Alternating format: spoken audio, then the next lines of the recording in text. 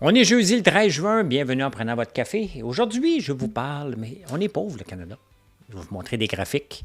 La protection du français, tiens, on avait oublié que les États-Unis avaient un mot à dire. Hein?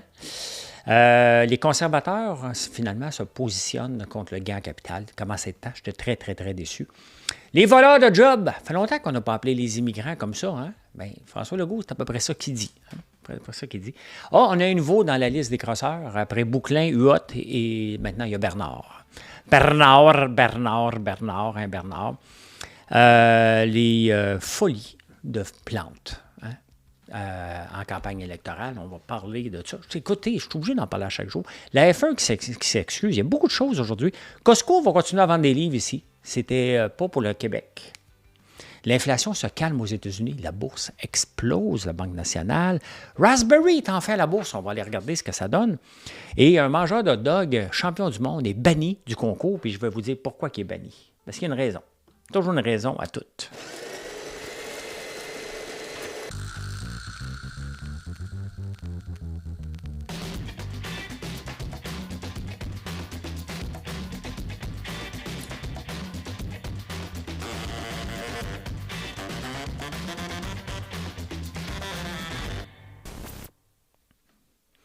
C'est parti. Des fois, quand on va manger au restaurant, puis on prend un premier verre, hein, puis là, à un moment donné, il dit tout le temps « OK, c'est parti ». Les barmen, vous remarquez, ils disent souvent ça. C'est parti, la dégustation. Elle est partie. On peut en filer une coupe. Pourquoi le Canada est si pauvre? On est pauvre. On est très pauvre même. Le dollar canadien. Bien, je vais vous parler du dollar canadien tantôt. Vous allez voir. Pas tout de suite. On n'est pas dans la section finance. Il faut que j'ouvre la bonne page. Il faut que j'ouvre la bonne page. Oui, je suis là. Je vous amène. Il vient. Un nouveau jour va se lever et son regard. Bon, première affaire, le Canada vis-à-vis des États-Unis. On a toujours eu une économie qui se suivait. Et à partir de 2015, exactement à 2015, ça, si vous faites des recherches, faites vos recherches, là, mais Justin Trudeau est rentré au pouvoir. La ligne bleue, bien, ceux qui la voient, c'est les États-Unis. Et ça a commencé à se distancer. Depuis 1991, on avait donné, puis ça suivait exactement les deux économies. À partir de 2015, l'économie des États-Unis a commencé à se distancer de beaucoup. Et maintenant, c'est énorme. Hein? Ce qu'on produit par capita, les États-Unis sont à 180, on est à 140. Et il y a un détachement qui se passe depuis 2022 totalement. Là. On est en déclin et les États-Unis sont en train de monter. Premier graphique. Deuxième graphique. Les dettes par niveau du PIB encore. Le Canada est le pire pays de tous les G7. Toute la gang. Et ça a augmenté beaucoup, alors que ça descend partout. Ça descend partout par rapport à 2010 versus 2021. Le Canada est le seul pays avec la France et le Japon qui ont augmenté le pourcentage de dette, mais c'est 110 % de notre PIB qu'on est endetté. On continue. Les crimes violents. Les crimes violents, à partir de 2015, comme par hasard, les crimes violents ont augmenté de 375 000 par année à 525 000. Pas fini, hein? Le change in real GPD per head, donc le pourcentage de PIB, l'augmentation par tête de pipe. Hein? Les États-Unis ont augmenté de 8 %, on a diminué de 2 %. Ça, là, c'est quand on met des gouvernements de gauche. C'était pas de gauche, les libéraux. Hein? Ça, c'est quand on met quelqu'un d'incompétent. C'est ça, l'incompétence. L'incompétence se présente à un moment donné avec un bulletin. Quand on est incompétent, qu'on n'est pas bon à l'école, on est bulletin à un moment donné, bien, c'est exactement ce qu'on voit en ce moment. C'est ça, le Canada, sous Trudeau. Un désastre total. Je ne peux pas croire qu'il y a un ministre là-dedans qui peut être fier. J'adore Pablo Rodriguez. Il doit être gêné quand on voit ça. Il n'y a aucune explication qui peut expliquer ça, à part l'incompétence. À part de ne pas avoir de vision, de ne pas comprendre le terrain, de ne rien comprendre et de dépenser comme des enragés. C'est ça. C'est ça que ça donne. Jolin Barrette qui a fait la loi 96 sur la protection du français et les compagnies qui veulent venir ici doivent respecter les règles du français. Il avait oublié, en tant que bon avocat, il avait oublié que les États-Unis ont un mot à dire. Pas juste les États-Unis, le Mexique aussi, parce qu'on signe des ententes de libre-échange qui fait que les entreprises peuvent venir faire affaire ici selon certaines conditions, puis nous aussi selon certaines conditions. Et le français n'est pas une condition qu'on devrait mettre dans les pattes. Il y a aussi l'affaire Netflix. Le gouvernement qui va aller chercher 5 des revenus pour investir le CRTC. Mais les États-Unis sont en train d'étudier ça pour dire « Hey, ça, c'est de la concurrence déloyale. » C'est ça, hein? J'ai hâte de voir. J'ai hâte de voir ce que... Oui, on peut faire respecter notre français, mais dans un contexte, est-ce que empêcher une entreprise qui a un nom anglophone de venir s'installer ici fait partie des règles qu'on avait mis dans le libre-échange? Là, vous allez me dire, bien, regarde, c'est pour ça qu'il faut se séparer. Bien, peut-être, mais on a justement, ça prend une bonne équipe pour se séparer, puis on ne l'a pas, cette équipe-là. Donc, hâte de voir qu'est-ce qui va suivre. Mais Jolin Barrette, c'est le ministre des causes perdues. Hein? Ça en ferait juste un autre à son actif. Les conservateurs ont voté contre le projet de loi sur le gain en capital. Et ça fait longtemps que je le dis, je ne comprenais pas que le Pierre Poilievre, il aurait aimé ça être absent de la Chambre cette journée-là, la gang de conservateurs. Ça, honnêtement, là, pour moi, c'est une immense tâche à leur dossier. À date, au point de vue économique, j'aimais beaucoup ce que Poilievre amenait. Là, le fait qu'il va voter contre, parfait, parce que c'est vraiment nuisible pour tout le monde, cette hausse de gain en capital. Là, personne ne va broyer.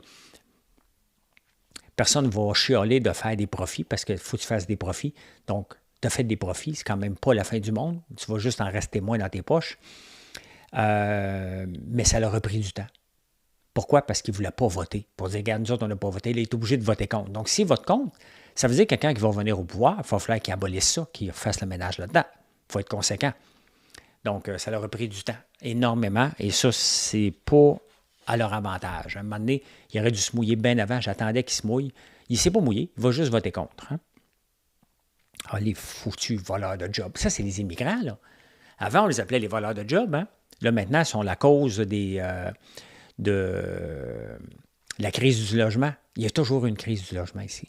Et plus qu'on va mettre de règles contre les propriétaires, plus la bourse va bien aller, moins qu'il va y avoir de construction. Pourquoi je vais mettre de l'argent pour construire, pour me faire chier après, si je fais mon argent à la bourse de façon plus facile? Je ne suis pas en train de construire, j'admets, là, en mettant mon argent en bourse. Mais je me reprends avec ma compagnie, je ne peux pas être partout. Je ne peux pas créer des jobs partout. Donc, mais ça ne m'intéresse pas. Moi, si vous ne payez pas là, votre popcorn, je ne vous l'envoie pas. C'est aussi simple que ça. Puis si tu es un point de vente, tu commandes, puis tu vas avoir une deuxième commande, tu n'as pas payé ta première facture, je ne te l'envoie pas. Donc, mon risque est assez limité. J'en ai. Il y en a qui font faillite aussi.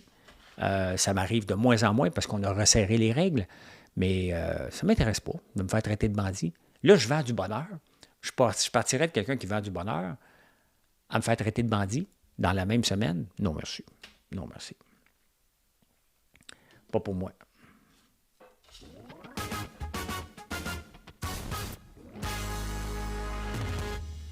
Donc, ils sont passés de responsables de la crise du logement à voleurs de job. Tout ça est pour démontrer notre incapacité à créer de l'emploi, à être dynamique. C'est ça. Eux autres ne sont pas victimes, là. Ils sont venus ici parce qu'on leur a ouvert les portes. Ils ne sont pas responsables de ça, là. S'ils pouvaient en construire, ils en construiraient, mais ils arrivent dans un pays où ça prend 540 jours pour avoir un permis. Donc, c'est ça. Ah, bien écoutez, après le Bouclin, il y a eu Hot, et là, il y en a un autre à mettre dans la liste de crosseurs. Bernard, un autre gars. Quand, tu sais, faites votre vérification diligente. Quand vous allez mettre de l'argent, avant, moi, je mettais de l'argent avec ces gens-là. Là. Pas ceux-là, je n'en ai pas mis avec eux autres, mais c'était avec ça. Puis à un moment donné, quand tu sens que ça ne sent pas bon, tu te retires. Hein? Donc, avant de construire, ces gens-là lèvent des fonds. Puis il y a un paquet, vous le lisez dans les journaux, là, ils disent des millionnaires sont fait avoir. Ben oui, parce qu'il faut que tu mettes 1 million, 2 millions, puis tu mets de l'argent, 200 000, ça dépend. Puis tu en mets dans plusieurs projets. Puis à un moment donné, tu regardes leur train de vie, hein? Gros condo de 70 millions pour Bouclin. L'autre, il a des hélicoptères, des maisons qui finissent plus. Bernard, 3-4 chars. C'est ça. Hein? À un moment donné, on a le droit d'avoir le train de vie qu'on veut, mais quand tu lèves des fonds, il faut que tu te gardes une petite gêne, que tu fasses attention. Ces gens-là ne le gèrent pas. Donc ça, c'est un autre exemple de crise du logement. En as-tu le goût d'embarquer avec des crosseurs comme ça? La réponse est non. La réponse est non. Donc, voilà. Un autre, le gros train de vie avec l'argent des autres, là. Soyez prudent avec votre argent. Hein? C'est bien mieux de la mettre dans le S&P 500 que de risquer pour faire 3 piastres de plus dans 2 ans avec des gens qui, pendant que vous mettez tout votre argent et leur confiance là-dedans, ces gens-là se payent un gros train de vie sur votre bras. C'est ça. Écoute, pas une invention, là. C'est ça. C'est ça qui est ça. La CPDQ Infra, hey, ça c'est fantastique. Hein? La CPDQ Infra qui dit finalement à Québec, pas besoin de troisième lien. C'est un tramway qu'on a besoin. Geneviève Guilbeault sort tout de suite. Non, on a besoin d'un troisième lien. Hey, c'est boire. La CPDQ Infra, là, tu l'as embauché. Si tu n'aimes pas les conclusions d'un rapport, pourquoi demander à quelqu'un de dépenser de l'argent à faire un rapport? C'est sûr que si le pont Pierre-Laporte pète, il faut falloir passer par Trois-Rivières ou Montréal. Tu prends la décision à Montréal quand tu t'en viens à Québec pour ne pas traverser le pont. Bien évident. Mais là, tu as demandé une étude. Ils te répondent. Tu n'es pas d'accord. C'est une saga fantastique de non-gestion. Tu sais, tu vas voir un comité. On va demander un comité parce que nous autres, on ne se moulera pas. Puis, en espérant que le comité dise la réponse qu'on veut, puis là, on va pouvoir la faire. Mais là, ça ne faisait pas son affaire. Tu sais, à Québec, là, on parle du troisième lien, puis à Montréal, on parle de l'incompétente de Valérie Plante. Et dans la liste d'incompétents, il faut falloir rajouter Robert Baudry, qui fait les annonces de Valérie Plante, en dessinant. Un autre qui fait des petits dessins, tu sais, nous faire passer des milliards et des choses. Il dit, mais je ne suis pas pire en dessin, mais vous le dessinez. Hey. Puis là, Marie Plourde, qui dit, hey, c'est bon. Ah, c'est amusant, c'est ludique. Si boire, on ne veut pas avoir des gens ludiques, on va avoir des gens compétents. Pas compliqué, ça. Tu sais, tu peux faire des jokes quand tout va bien. Quand c'est de la marde de pogner partout, là, surtout après le week-end de la F1, tu te marches les fesses serrées, tu fais tes petites annonces, tu attends un petit peu. La marde est encore pognée avec la F1, puis ils font des grosses annonces. Valérie Plante qui annonce 200 000 logements, hein, hors marché, bien entendu, là, parce que ça prend des logements communistes, des maudits spéculateurs. Elle annonce un projet de tramway de 200 millions. Elle n'a pas de maudite scène. La ligne rose n'a pas marché. La ligne bleue, ça n'a pas marché. Le REM n'a pas marché. Là, maintenant, elle veut des tramways. Elle n'a pas d'argent pour ça. Elle n'a pas consulté le fédéral ni le provincial. Elle rêve dans sa bulle. Puis elle dit, elle va vous mettre devant le fait accompli. Puis après ça, ben, vous arrangerez. Hein. Moi, c'est pas de ma faute. Hein. J'avais des rêves pour Montréal. Le fédéral ne m'a pas suivi. Mais c'est pas ton argent. Il me semble que tu vas chercher les approbations. On va te faire des annonces. Elle est en campagne électorale. Et c'est juste ça qui l'intéresse, se faire réélire au crochet de nous en étant incompétente, en répétant à peu près n'importe quoi. Pendant ce temps-là, le patron de la F1 a fait une sortie pour dire « Je m'excuse pour le fiasco de Montréal. » Les tentes où ce que les gens étaient, la crème ou les quêteux de billets gratuits, coulaient. Il pleuvait, donc ça lui coulait sa tête. Il y a aussi les policiers et la STM qui ont décidé d'annoncer qu'il n'y avait pas de qualification samedi alors que c'était faux. Donc, il y a des gens qui n'ont même pas pu rentrer. Même Jacques Villeneuve, qui est commentateur maintenant, n'a pas pu rentrer. Il a attendu 75 minutes. Il y a les restaurants sur pile. Ça en fait quand même pas mal. La F1 qui aime ça au quart de tour, ils partent à 2 heures. Hein? Partout dans le monde, c'est toujours en même heure. 2 heures, heure locale de la place. Partout. C'est précis, ou une heure, là, mais c'est précis comme une horloge. Tout est timé. Ils connaissent mieux la météo que nous autres. Tout est réglé au quart de tour. C'est un spectacle de riches. Bien évidemment, c'est un spectacle. Donc, tout ça, hein, il aurait juste manqué une grève des douaniers pour empêcher les gens de repartir ou d'atterrir à Montréal, puis ça aurait été le party total. Mais c'est ça. Montréal a eu un fiasco total en fin de semaine. C'est pas grave parce qu'elle n'en veut pas. Elle n'en veut pas.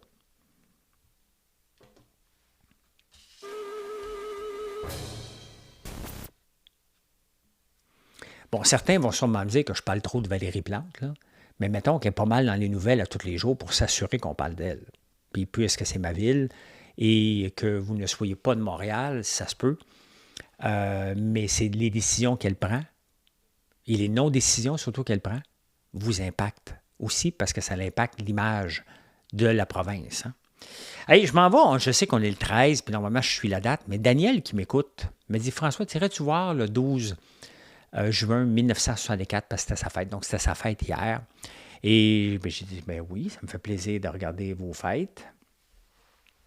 Donc, en 1964, qu'est-ce qui se passait? Hein? Rien comme la nature. Hein? Elle procède lentement, mais sûrement. La mauvaise alimentation ne tue pas le lendemain. Elle n'agit pas de cette façon. Non, non, non, non. Elle ne cause même pas de maladie réelle et violente tout de suite. Elle enlève systématiquement à votre corps et à votre cerveau un peu de vitalité aujourd'hui et un peu demain. Fait que pour ça, il y a le Grape Nuts. Ça n'existe plus, là, mais c'était la meilleure chose. Hein? Canadian Potassium Cereal Company de Windsor, Ontario. Donc, le conseil de la nature, parce que la nature a des conseils.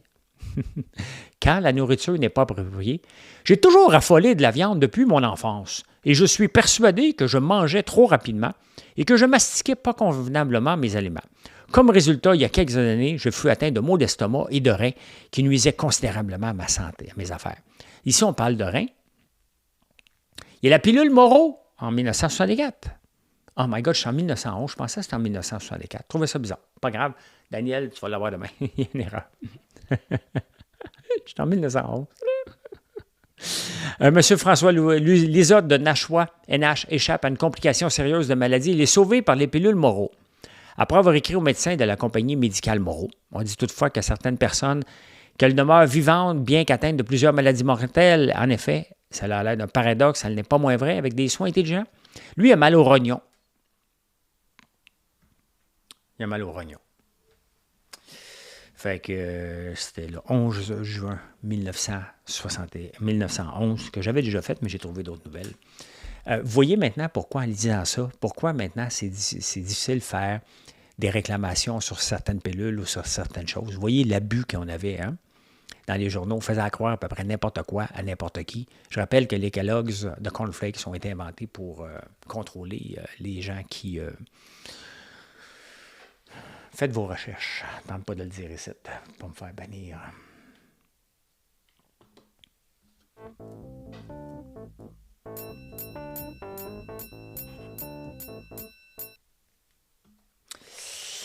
Hey, Costco, j'ai parlé cette semaine qui était pour arrêter de vendre des livres. C'est faux. Ils vont continuer à vendre des livres ici au Québec.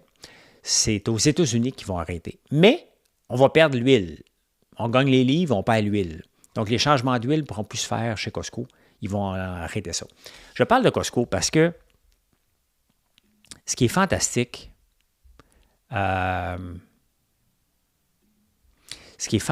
avec Costco, c'est qu'ils s'adaptent. Ils ont beau être au top, ils s'adaptent constamment. Puis ça, c'est une belle leçon d'une entreprise. Quand on veut regarder une entreprise sur le long terme, Costco représente ça. Ils s'adaptent constamment. Ils ne restent pas à faire la même chose. Leur marketing est excellent. Ici, on regarde, t'es où Costco? Costco est ici. Regardez la progression de Costco sur un an, là. Cette année. Ça monte constamment. Des petites baisses, là.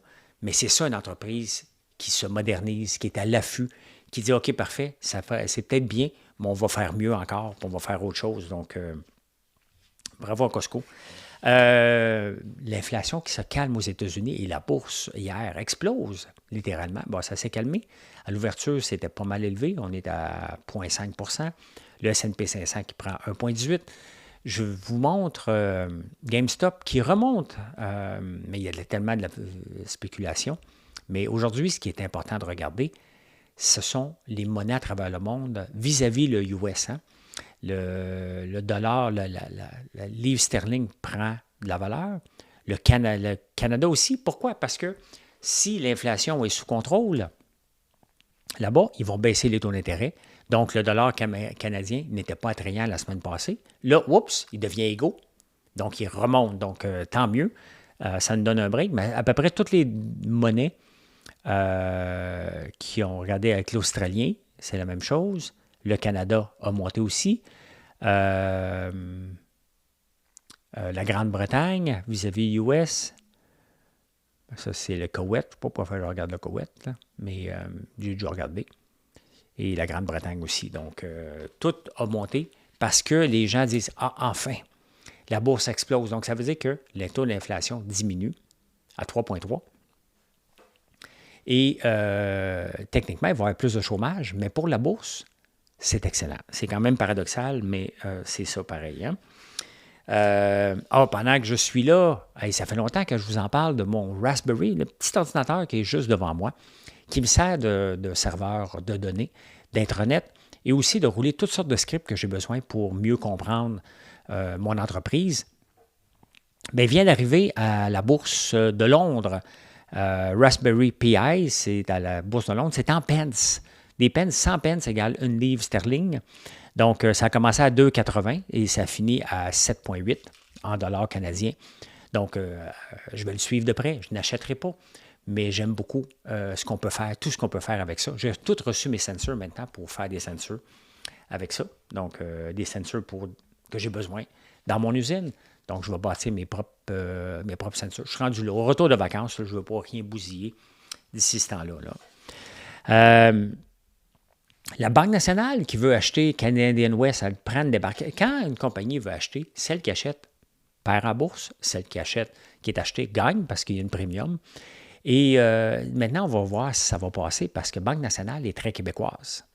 Elle fait partie des 6 grandes banques canadiennes, mais c'est très québécois. Et là, elle est jouée dans les plates-bandes de l'Alberta. On ne passe pas tellement bien là-bas. Hein? Donc, mais c'est difficile de dire non pour la Canadian West Bank. Là. Je l'ai-tu ici? Je ne l'ai pas regardé, la Canadian. C'est une petite banque à peu près gros comme la Laurentienne. Western Bank. OK, bon, ici.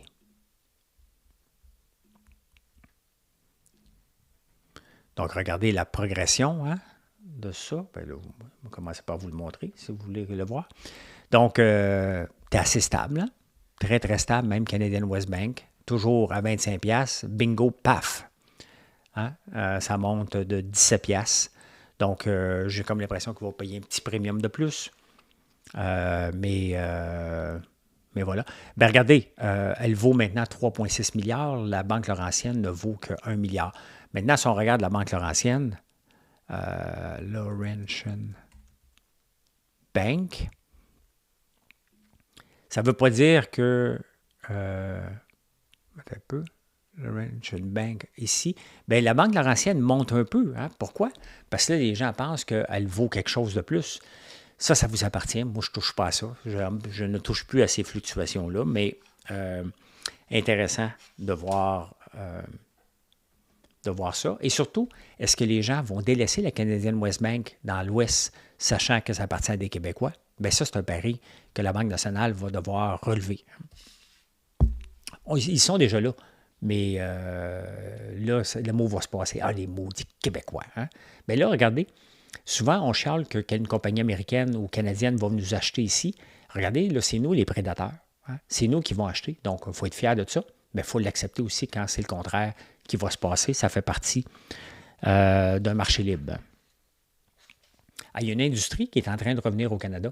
Le sucre est très contingenté aux États-Unis. Nous, on a un paquet de contingents. Là-bas, c'est le sucre parce que, bien entendu, ils font du sucre avec la canne à sucre. Et il y a une limite à ce que tu peux importer de sucre pour faire des produits. Donc, Hershey, Cadbury reviennent en Ontario. Puis ici, là, je pense qu'ils ont quelques usines au Canada, c'est sûr, au Québec, mais ils reviennent au Canada faire les palettes de chocolat. Donc, vous voyez, c'est des vases communicants. Les grandes entreprises là, vont toujours bouger selon la fiscalité qui est intéressante. Ils mettent des règles. Parfait, on ferme les usines aux États-Unis, on s'en va au Canada, puis après ça, ils vont revendre le chocolat transformé aux États-Unis, mais à partir du Canada. On met des règles, les entreprises partent, pas des petites entreprises comme nous, c'est les grandes multinationales qui peuvent faire ça. Mais là, en ce moment, il y a un renouveau vers des compagnies qui quittent les États-Unis pour venir s'installer ici, pour revendre aux États-Unis après.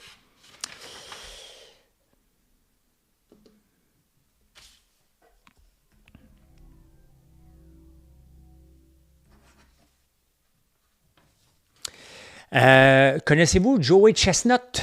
Joey Chestnut, c'est un mangeur d'hot dog. Il a gagné tous les concours d'hot dog.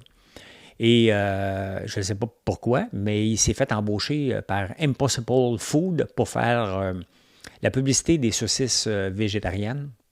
Lui, il a déjà mangé, je pense, pour gagner le concours, 34 hot dogs. Il n'est pas un gros, là, tout petit. Donc la gang d'hot doggeux sont fâchés un petit peu. Fait qu'ils l'ont banni. Il ne peut plus participer à aucun concours de manger d'hot dog parce qu'il représente maintenant une saucisse végétarienne. C'est sérieux, là. C'est sérieux, hein? Et ça, c'est spécial. Demain, si on regarde Météo Média, ils ne sont même pas capables de nous garantir quelle météo qu'il va y avoir en fin de semaine. On n'est pas certain, mais ils sont certains que cet été, ça va être un été extrêmement chaud au Québec. Je voulais juste vous le dire. Juste vous le dire. Il faut faire attention à ce qu'on croit. Hein? Ah, finalement, les habitudes changent. Hein? C'est plus Thank God It's Friday. C'est Thank God It's Wednesday. It's Wednesday night. C'est plus Friday night, là. Pourquoi? Les Gen Z et les Millennials travaillent beaucoup de la maison les jeudis et vendredis. Donc, ils en profitent, eux autres, le mercredi pour sortir avec des collègues, aller prendre une bière, sachant qu'ils ne reverront pas jusqu'au lundi d'après. Intéressant, intéressant. Tout ça est intéressant. C'est tellement intéressant que je peux même vous dire ceci. Hein? Merci d'être là. Venez nous voir sur françoislambert.one. Vous nous surprenez chaque jour en nous choisissant pour les différents produits qu'on offre, les 450. Donc, merci pour ça. Et venez voir nos recettes aussi. Donc, je vous souhaite une excellente journée. Puis, venez nous voir. françoislambert.one. Bye.